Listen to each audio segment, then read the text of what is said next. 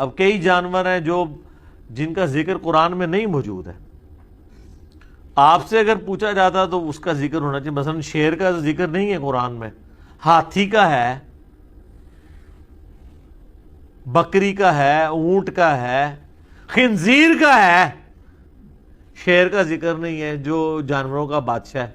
ہم مرزے کی زبان سے ہی سنا دیتے ہیں کہ قرآن میں شیر کا ذکر ہے. کأنہم حمر مستنفرہ، وہ اس طریقے سے بھاگ رہے ہیں جیسے کہ جنگلی گدھے، یعنی یہ زیبرے بھاگتے ہیں.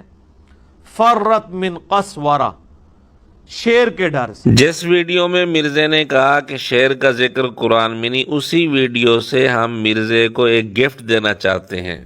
اچھا، ہمارے لوگوں کے پاس علم بھی نہیں ہوتا اور کانفیڈنس بھی اپنے عروج پہ ہوتا ہے. یہ کتنی عجیب بات ہے.